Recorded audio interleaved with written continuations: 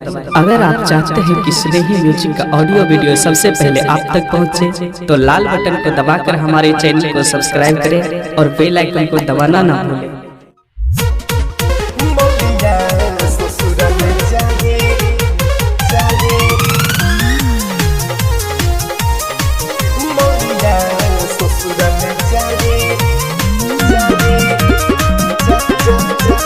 Music by Priyanshu Singh.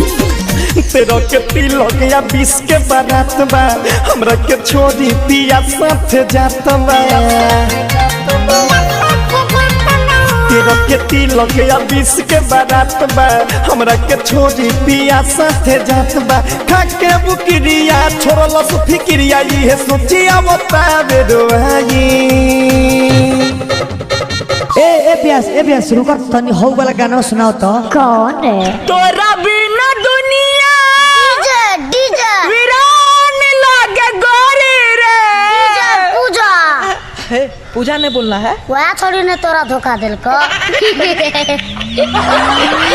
मलिया ससुरा में जाई, मलिया ससुरा में जाई, मलिया ससुरा में जाई रे मलिया ससुरा में जाई। मलिया ससुरा में जाई,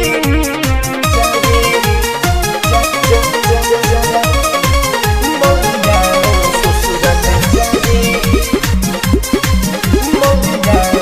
ससुरा में जाई। कल्हे शादी के कड़क देहलस, चल गइल छोड़ के ऊ चुमन लेहलस। वह थोड़ी ने तोरा धोखा दिल को। रे दोसरा कल्हे शादी के कड़क देहलस, चल गइल छोड़ के ऊ चुमन लेहलस।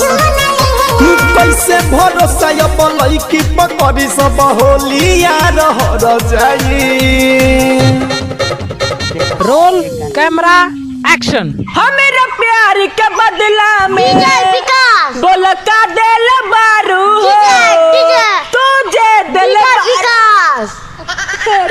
इतना डीजे नहीं बोलना है, गाना खराब हो रहा है। मलिया ससुरा में जाई, मलिया ससुरा में जाई, मलिया ससुरा में जाई रे मलिया ससुरा में जाई।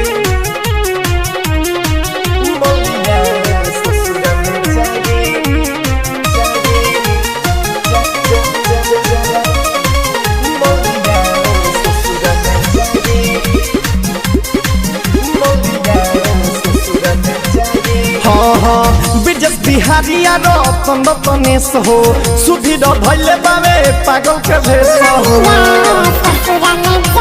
सुन न प्रियांशु सिंह सुन रतन रत्नेश हो, किशन धैले बावे पगला के भेष हो। प्रमोद गिरी सौरभ ईश्वर खाली सैड वाला गीत बगाई। तोरा बिना दुनिया बिलार ना सियार ना इयो ना अनार ना। ए माँ शक्ति देना माँ, ए माँ शक्ति देना माँ। तो मलिया ससुरा में जाई, कि मलिया ससुरा में जाई, कि मलिया ससुरा में जाई रे मलिया ससुरा में जाई। भैया शर्म लगता है किससे बताऊं, सोचता हूँ आज तुम लोगों से बता दूं। यार मैं 53 किलो का मर्द और वो 80 किलो की नारी, साला दबकर ही मर गई मोहब्बत हमारी।